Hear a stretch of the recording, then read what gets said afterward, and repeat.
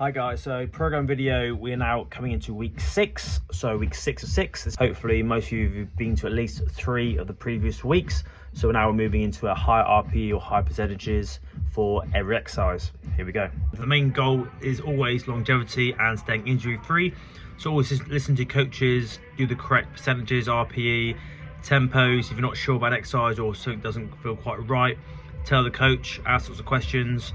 Keep reminding them of certain injuries and movement restrictions, doing all the lifts safely and hopefully building up strength nice and slowly, but in the long run, better for you. I'm just going to talk to you through a few principles or reasons why we're doing certain exercises rather than go through days day by day. The raised cage deadlifts, all that's doing is breaking down the main lift, which is the cage deadlift, raising up a few mats. And then when you take the mats off and go back to normal, you should feel a lot stronger. So we break down a lot of movements in strength training just for those reasons. The same as a 1.5 bench deadlift.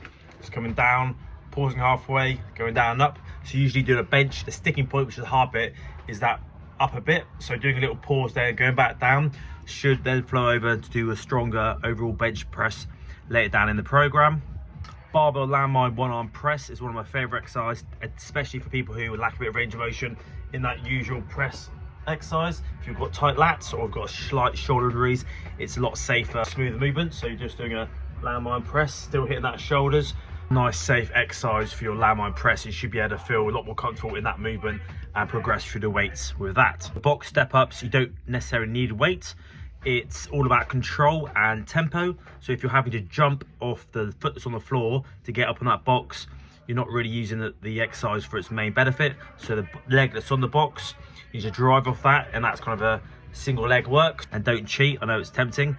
The dumbbell one arm push press, because it's one arm not two, you're having to really stabilize to stop yourself from doing this, like bending. So it's really good stability work as well as single arm work. So if you do a barbell, one strong arm might be overtaking and taking over that overhead press. So single arm work really helps to balance out the muscles.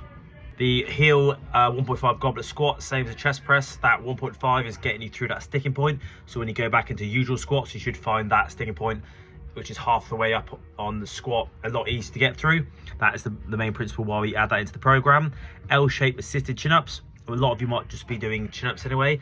The L shape is just the scaled down version for you to get the form and safety in the movement first, but then progressing onto either a banded chin-up or body weight, or some of the advanced classes doing weighted chin-ups. That is like the main goal down the line. The W raises is just that kind of motion of a nice big rotator cuff and posterior chain rotation back. So it's like a lat raise, but it's slightly more, less shoulders and more upper back, so traps. And then your floor back extension is a nice good thing for that lower back strength that crosses over into a stronger back for deadlifts. The same thing with the bird dog, stability, and it's nice little Pilates movement, so really getting that core strength and balance. So if you're finding your bird dog is quite weak and you can't stabilize on that, your other exercises like your lunges and your with weights will be a lot harder. So get the fundamentals and the foundation exercises like the back extension and bird dogs correct, and that will flow over into your bigger strength exercises.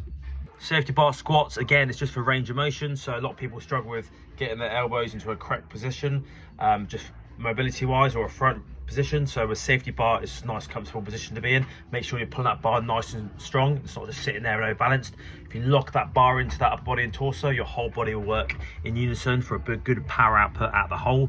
Barbell chest press, we should be getting good at these, making sure that the tempo is always the same.